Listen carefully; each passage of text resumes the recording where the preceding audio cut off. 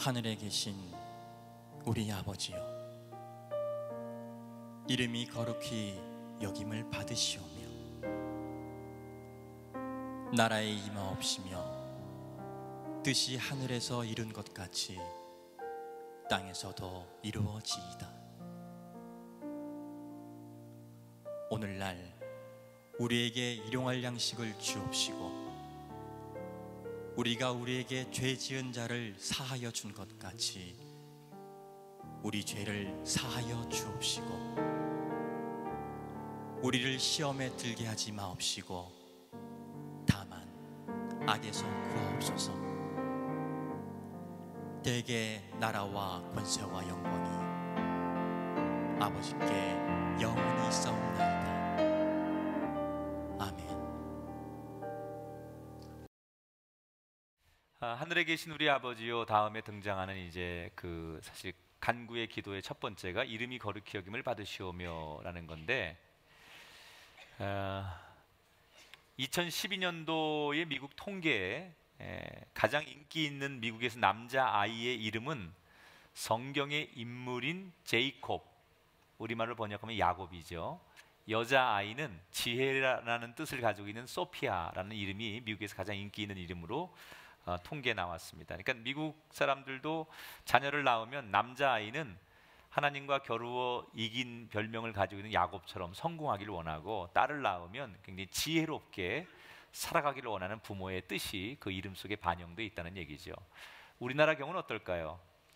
우리나라는 2010년 그 대법원 통계 자료에 의하면 가장 인기 있는 남자아이의 이름은 민준이고요, 가장 인기 있는 여자아이의 이름은 서현입니다.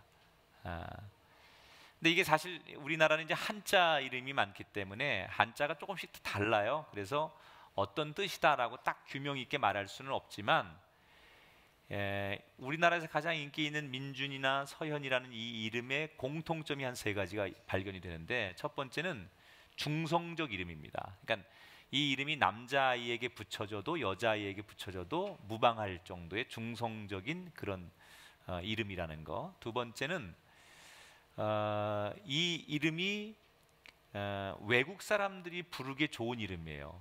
외국 사람들은 우리나라 말 같은 데 받침이 많으면 잘 못 부르거든요. 그런데 받침이 없거나 니은 받침 정도는 외국 사람들이 쉽게 따라서 부를 수가 있습니다. 그래서 민준, 서현 이러면 외국 사람들이 쉽게 부를 수 있는 이름이기 때문에 세계화의 추세에 맞는 이름이에요. 세 번째 특징은 뭐냐면, 이 이름이 유명한 연예인들이 가진 이름이 많고요, 또 유명한 드라마나 영화 속에 나오는 주인공의 이름일 경우가 많습니다. 그러니까 결국 그런 통계를 이렇게 딱 내놓고 보면 우리나라 부모들도 자녀들의 이름을 딱 지을 때 이 자녀가 유명해지거나 성공하거나 뭔가 좀 독보적인 인생이 되기를 바라는 그런 마음들이 다 있다는 얘기겠죠. 여러분 다 이름이 있으신데, 여러분이 지금 불려지고 있는 그 이름이 예명이거나 본인 스스로 개명을 하지 않았을 경우에는 다 여러분 주변에 누군가가 여러분의 이름을 지금 붙여준 이름이 불려지고 있을 거예요. 그러니까 여러분의 이름이 지금 불려지고 있다는 것은 여러분 주변 사람들의 기대와 그 이름 속에 뭔가 가치관이 그대로 들어져 있는 거예요. 그러니까 그게 여러분이 지은 이름이 아니기 때문에 이 이름 속에 어떤 뜻, 어떤 가치, 이런 것들이 드러나는 거죠. 근데 오늘 하나님 말씀에 보면 예수님께서 우리에게 이렇게 기도하라라고 가르치시면서 이름이 거룩히 여김을 받으시오며 라고 기도하라 그러셨어요. 근데 사실은 이게 주어가 빠졌죠. 그러니까 하나님 당신의 이름이 거룩히 여김을 받으시오며, 이게 이제 원래는 문맥상 맞는 건데 그냥 하나님이나 당신이라는 말은 빼고 이름이 거룩히 여김을 받으시오며, 원문에는 당신이라는 말이 들어가 있어요. 근데 우리나라의 주기도문에는 그냥 하늘에 계신 우리 아버지요, 이름이 당신이라는 말이 없죠. 하나님의 이름이 거룩히 여겨지기를 원합니다, 이런 뜻입니다. 두 단어를 오늘 우리가 주목해야 돼요. 첫째는 이름이라는 단어, 두 번째 거룩이라는 단어. 여러분, 하나님의 이름하고 우리 이름에는 차이가 좀 있죠. 우리 이름은 누군가가 지어준 게 우리 이름이고, 하나님의 이름은 누군가가 지어준 이름이 아니에요. 하나님 이름은 당신 스스로가 자기에게 붙이신 이름이 하나님이라는 이름이에요. 그러니까 그게 다른 거죠. 그러니까 우리가 하나님의 이름을 잘 관찰하면 하나님이 어떤 분이신지, 하나님의 성품, 하나님의 의도, 하나님의 계획, 이런 것들을 알 수가 있습니다. 그러니까 하나님의 이름과 하나님은 사실상 하나죠, 하나. 그래서 하나님의 이름이 굉장히 중요하다. 또 하나, 거룩하다라는 말은 무슨 뜻이냐면요, 특별하게 구별되다, 그런 뜻이거든요, 해석하면. 그러니까 우리가 야, 저기 굉장히 거룩해 보이네, 그 얘기는 뭔가 다르다, 그런 얘기죠. 그러니까 이름이 거룩히 여김을 받으시오며 라는 이 말은 우리가 직역하면 하나님께서 특별히 구별되셔서 높아지기를 원합니다, 이런 고백이 담겨져 있는 게 사실 우리 주기도문 속에 오늘 기도의 내용입니다. 근데 이 기도문을 우리가 이렇게 정리하고 나면 좀 이상하다는 생각이 하나 드는데, 우리가 지지난 시간에 하늘에 계신 아버지요, 하나님께서 하늘에 계시다 그랬어요. 그 하늘이라는 것은 그냥 저 스카이를 말하는 게 아니라 우리 인간들하고는 질적으로 수준이 다른 그런 곳에 계신, 우리하고 비교 불가능할 정도로 본질적으로 다른 분, 그게 하늘에 계신 아버지다라고 설명을 했습니다. 다시 말하면 하나님께서는 우리의 기도와 상관없이 이미 거룩하신 분이라는 거예요. 그런데 이미 우리가 기도와 상관없이 거룩한 그분에 대해서 우리가 거룩해지기를 요청하는 것은 아무런 의미가 없는 중복일 뿐이라는 거죠. 왜 그러면 똑같은 중복을 2번씩 기도하게 하느냐? 이것은 전통적으로 유대인들이 기도했던 방식을 우리가 잘 몰라서 그래요. 유대인들이 전통적으로 하나님 앞에 드리는 기도 속에는 제일 먼저 뭐가 있냐? 하나님을 찬양하게 돼 있어요. 여러분, 우리가 회중 기도도 하고 개인 기도도 많이 하잖아요. 근데 사실 기도의 가장 첫 번째는 하나님의 이름을 부르는 거죠. 그 다음에 하나님의 이름을 부른 다음에 첫 번째 하는 기도가 뭐냐면 하나님을 찬양하는 거예요. 그래서 우리가 보통 기도할 때 제일 먼저 목회자들이나 많은 대표 기도자들이 무슨 기도를 제일 많이? 하나님을 찬양하는 기도. 전능하신 하나님, 또 높고 위대하신 하나님, 뭐 역사를 주관하신 하나님, 찬양받기 합당하신 하나님, 이렇게 우리가 하나님을 높이고 찬양하는 것을 제일 먼저 앞에 하는 거죠. 이게 사실 기도의 순서라는 거죠. 그러니까 주기도문에도 사실 우리의 간구라고 하기보다는 하나님을 찬양하는 내용이 이름이 거룩히 여김을 받으시오며 라는 말로 해석해야 된다는 거죠. 근데 사실 이 예수님이 가르쳐준 이 이름이 거룩히 여김을 받으시오며 라는 이 말은 우리가 인생을 살 때 이런 자세로 살라는 거예요. 여러분, 우리가 뭔가를 시작할 때, 새로운 일을 시작할 때 우리는 내 형편과 처지를 고려합니다. 내가 이 일을 할 수 있을까? 내 능력이 될까? 우린 이거부터 따지죠. 그래서 내가 능력이 없다고 생각하면 그 일을 못하고, 내가 능력이 있다고 생각하면 그 일에 도전을 합니다. 이게 보통 이 세상 사람들이 어떤 일을 하기 전에 그 일을 선택하는 기준이에요. 상식이죠, 여러분. 우리가 자기 처지와 형편을 고려하지 않고 막무가내식으로 뛰어들면 세상은 낭패를 봅니다. 내 능력이 요만큼인데 내 형편과 처지는 요런데 뭐 사람이 사치를 부린다든지 과욕을 부린다든지 괜한 욕심을 내면 자기뿐 아니라 주변 사람들을 다 불행하게 만드는 거예요. 지난 9월 2일 자신들이 근무하던 시중은행에서 400억 원을 횡령하고 도주했던 일당 중 한 명이 범행을 저지른 지 10년 만에 경찰에 검거가 되었습니다. 10년 전 몇 명이 은행에서 400억 원의 돈을 몰래 빼돌리고 잠적을 했습니다. 그리고 이 사람들이 대부분 이 돈을 뭐 유흥비로도 쓰고 뭐 사업을 해보겠다고 여기저기 투자했다가 한 350억 원을 날리고 거의 빈털터리가 돼요. 그리고 경찰에 쫓기니까 가족들을 등지고 중국으로 도망을 갑니다. 근데 그 중에 한 명이 도저히 나는 못 살 것 같다 해가지고 2004년도에 아주 몰래 한국에 들어오게 됩니다. 근데 자기가 이미 경찰의 수배가 되었으니까 떳떳하게 살 수가 없으니까 계속 숨어 다니는 거예요. 도망 다니는 거예요. 공소시효가 10년인데 10년이 지나기만을 기다리면서 계속 은둔 생활을 합니다. 그리고 이제 10년이라고 하는 공소시효가 딱 몇 달만 있으면 다 마무리가 되는데 바로 그 몇 달을 채우기 직전에 이 사람이 경찰에 붙잡히고 맙니다. 그래서 다시 재판을 받게 됐어요. 여러분, 세상은 자기의 신분, 자기의 능력, 자기의 처지를 망각한 채 무모하게 뛰어들어서 자기뿐 아니라 주변 사람들을 불행하게 하는 일이 굉장히 많은데, 이것은 개인만 그런 게 아니라요, 기업도 마찬가지고 국가도 마찬가지. 자기 처지나 자기 자신을 정확하게 인지하지 못하면 결과가 불행해질 수밖에 없다는 거예요. 이게 세상의 상식이죠. 그런데 오늘 이 주기도문 속에는 세상 사람들은 그런 기준을 가지고 살아야 되지만 그리스도인은 이 세상 방식과 뭐가 하나 달라야 된다는 거예요. 뭐가 달라야 되느냐? 내 처지와 내 형편을 바라보기 전에 우린 먼저 하나님의 그 거룩하심을 찬양하고 하나님부터 바라봐야 된다. 내 입장, 내 처지를 바라보기 전에 하나님부터 바라보고 하나님을 찬양하라는 거예요.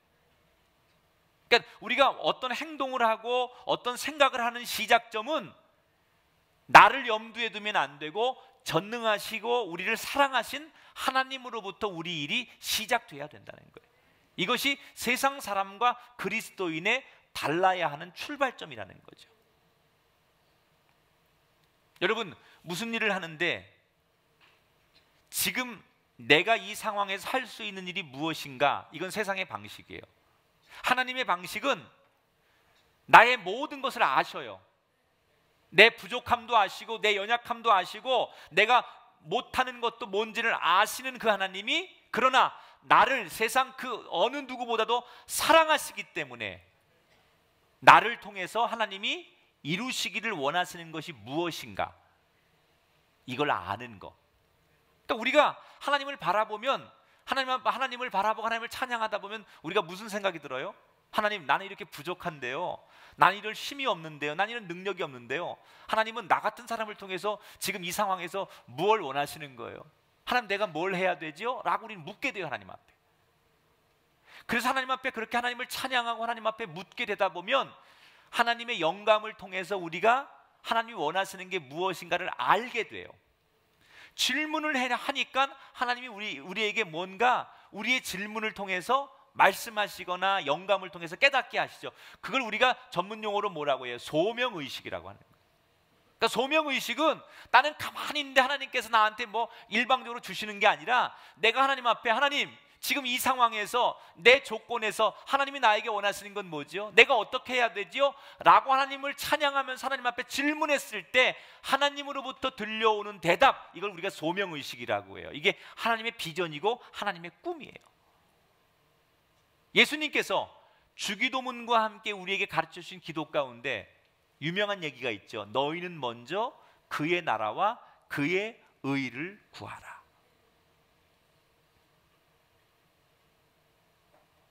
지난 9월 4일 미국의 뉴욕의 한 경매소에서 118캐럿짜리의 백색 다이아몬드가 전시됐습니다. 이제 경매를 붙일 건데 이 다이아몬드가 우리나라 돈으로 시가 한 300억 정도가 넘을 것이다, 이렇게 전문가들이 예상을 합니다. 300억. 집에 땅들 좀 있으신가 봐요? 아마 우리 교인들 보고 이 다이아몬드가 뭐 이쁘다고 사실 분 손들어 보세요 그러면 99.9%는 이거 사실 분들이 우리 교회에 없을 거라고 생각합니다. 내가 너무 무시하는 겁니까?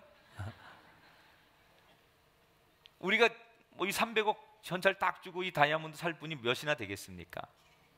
그런데 만일 전 세계에서 가장 돈이 많은 부자 가운데 한 사람이 워렌 버핏이에요. 수십조 원의 재산을 가진 워렌 버핏이 우리한테 백지수표를 딱 내밀면서 이 다이아몬드 경매받아 오십시오, 꼭 경매받아 오십시오, 어떤 대가를 지불해서라도 경매받아 오십시오 라고 우리한테 백지수표를 딱 내밀면 어떨까요? 우리가 이 다이아몬드를 못 살 이유가 전혀 없습니다. 여러분이 실제로는 찢어지게 가난하고 당장 뭐 먹거리가 부족하고 이번 전세를 또 어디로 옮겨야 되나 그렇게 걱정해야 되는 삶일지라도 여러분이 만약에 워렌 버핏에게 그런 사명을 부여받았다면 여러분은 당당하게 경매장에 들어가서 최고의 금액을 써내고 이게 300억이 아니라 내가 꼭 가져와야 된다면 500억을 써서라도 여러분이 그 다이아몬드를 가져올 거예요. 왜?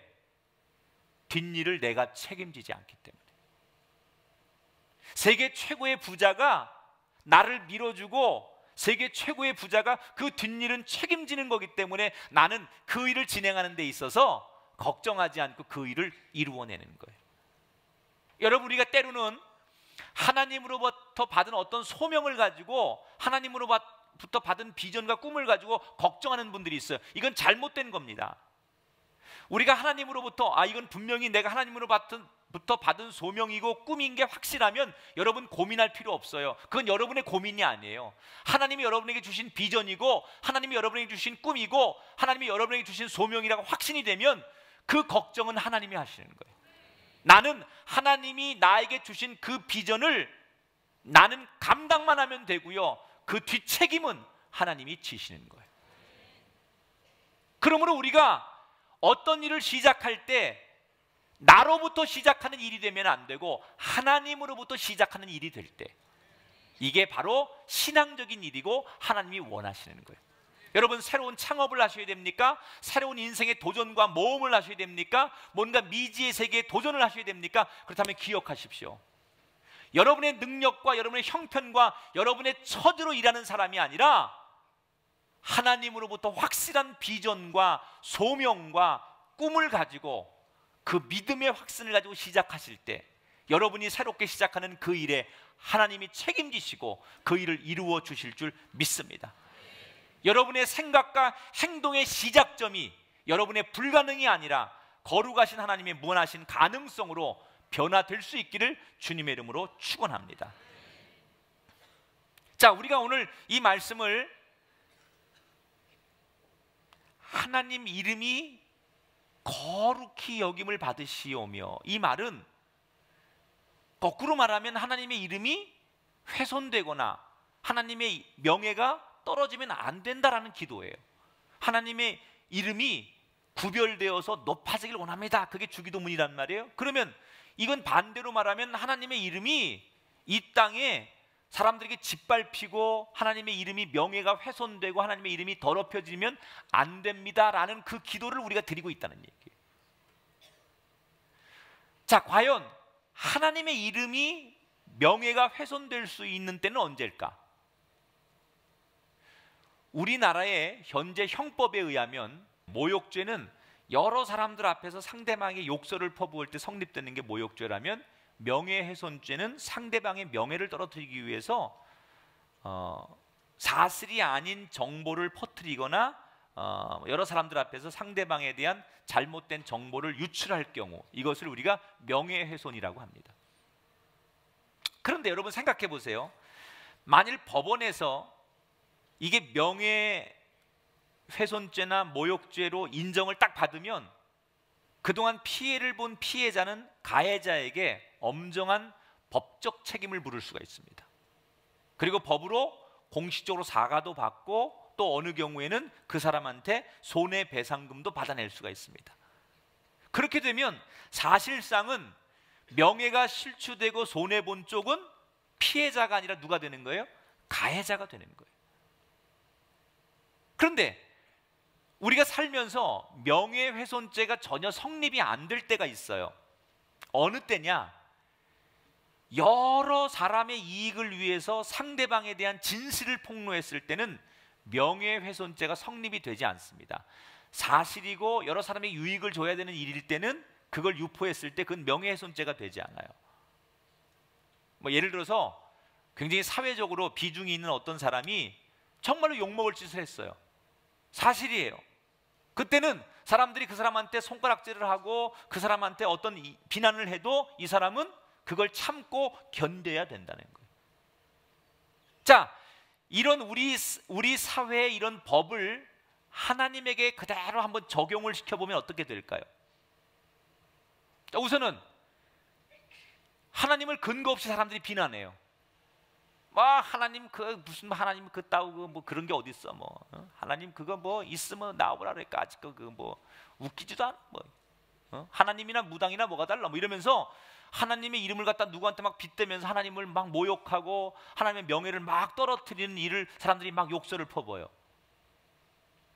하나님은 가만히 계신데 하나님을 막 그 비방하고 하나님의 명예를 떨어뜨리는 일을 사람들이 한단 말이에요. 그럼 하나님이 어떻게 하신다고 말했느냐? 출애굽기에 보면 십계명이 이렇게 가르칩니다. 20장 7절에 너는 내 하나님 여호와 이름을 망령되게 부르지 말라. 여호와는 그의 이름을 망령되게 부르는 사람을 죄 없다 하지 아니할 것이다. 그러니까 엄중하게 하나님께서 하나님의 이름을 마구 그렇게 부르면서 하나님의 명예를 떨어뜨린 사람을 하나님께서 마지막 날 분명히 엄중하게 책임을 묻겠다라고 성경은 이야기합니다. 또 하나님 명예가 떨어질 때 언제가 있을까요? 하나님이 실제로 도덕적으로 비난받을 만한 일을 하셨을 때는 하나님의 명예가 땅바닥에 떨어질 수밖에 없을 거예요. 하나님이 우리가 볼 때 상식적으로 정말 욕먹을 만한 짓을 하나님이 했어요. 그때 사람들이 하나님을 향해서 막 손가락질하고 어떻게 하나님이 이럴 수가 있어? 라고 얘기하면 하나님의 명예가 땅바닥에 떨어지는 거죠. 그러나 그건 불가능해요. 왜? 하나님은 우리와 본질적으로 다른 분이에요.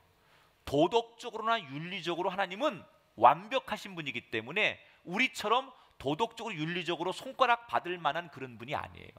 그래서 온 세상의 완전한 심판자는 하나님밖에 없는 거예요. 도덕적으로 윤리적으로 가장 완벽하고 흠없는 분은 하나님밖에 없기 때문에 이 세상을 심판할 수 있는 분은 하나님 한 분밖에 없는 거예요. 자, 그렇다면 사실상 하나님의 명예가 실추될 수 있는 가능성은 전혀 없는 것 아닙니까? 그런데 왜 지금 우리가 드리는 이 기도문에는 현실성도 없는 문제를 가지고 공연히 우리에게 스트레스를 주는 걸까?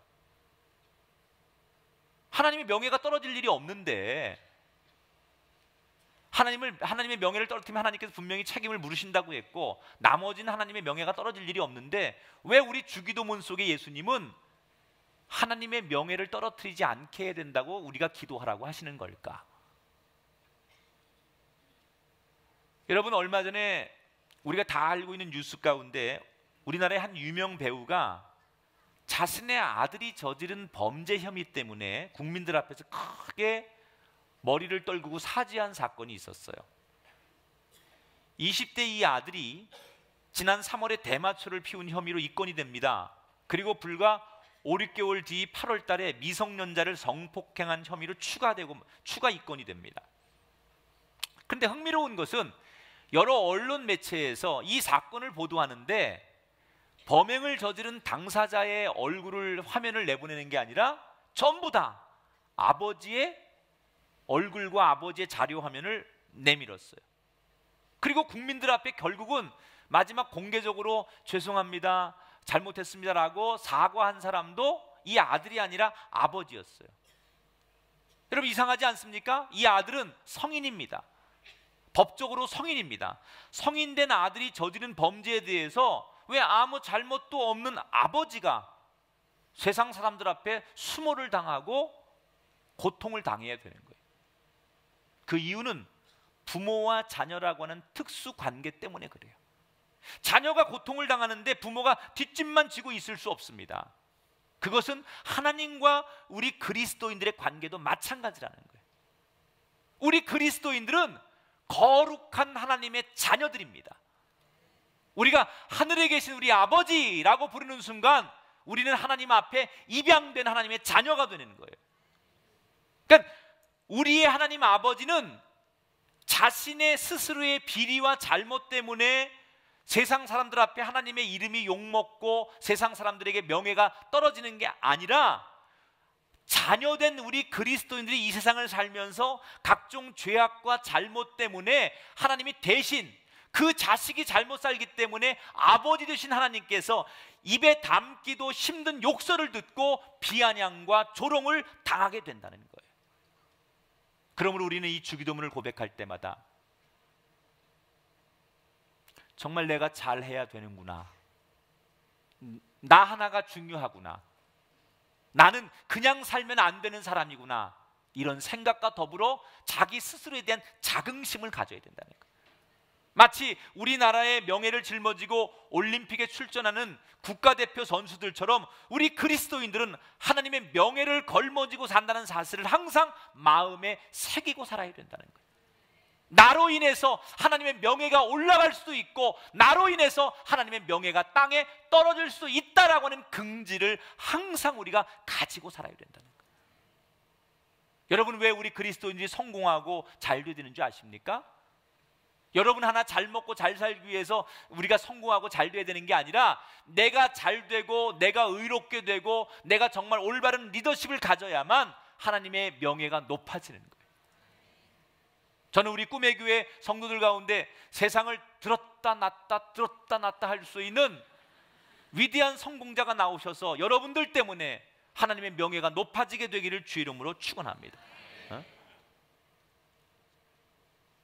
여러분이 정말 하나님만을 바라보고 의지하면 하나님께서도 자신의 명예를 지키기 위해서 여러분을 최상의 길로 반드시 인도해 주실 줄 믿습니다. 한번 따라합시다. 주님, 제가 주님의 명예를 드높이겠습니다. 당신의 이름이 거룩히 여김을 받으시오며 라는 이 속에는 우리의 그런 각오가 표현돼야 되는 거예요. 또 하나, 이름이 거룩히 여김을 받으시오며 라는 이 말 속에는, 이 기도 속에는 하나님의 소원이 이 기도 속에 들어있는 거예요. 여러분, 하나님의 소원은 뭘까요? 이 땅의 모든 사람들이 멸망받지 않고 하나님의 거룩한 자녀가 되어 구원받는 거예요. 미국의 해외 선교 연구센터가 발행한 국제 선교 통계 보고서에 따르면 지금 전 세계 인구가 71억 명이에요. 그 중에 기독교 인구가 23억 5,400만 명, 전체 인구 중에 한 33% 정도 됩니다. 그런데 여기서 예측을 했어요. 앞으로 인구가 80억 명을 넘어서는 2025년이 되면 기독교 인구가 전체 인구 중에 한 27억 명으로 퍼센테지로 따지면 33.8%에 이를 것이다. 이렇게 예측을 했어요. 무슨 얘기냐? 인구가 아무리 늘어나고 지금보다 10수년이 지나도 인구 10명당 6명 내지 7명은 확률적으로 하나님의 거룩하심을 인정하지 않고 오히려 하나님을 모른다고 등지거나 아니 하나님을 모욕하고 조롱하는 사람들이 앞으로도 많을 거라는 거예요. 하나님의 거룩함, 하나님 앞에 하나님의 그 놀라움을 인정하지 않고 하나님에 대해서 함부로 대하는 사람들이 앞으로도 이 지구상에 10수년이 지나도 많이 있을 거라는 거죠. 지금처럼 그렇게 크게 변화가 없을 것이라는 게 관측이에요. 우리가 그런 사람들을 보면서 어떤 태도를 가져야 될까요?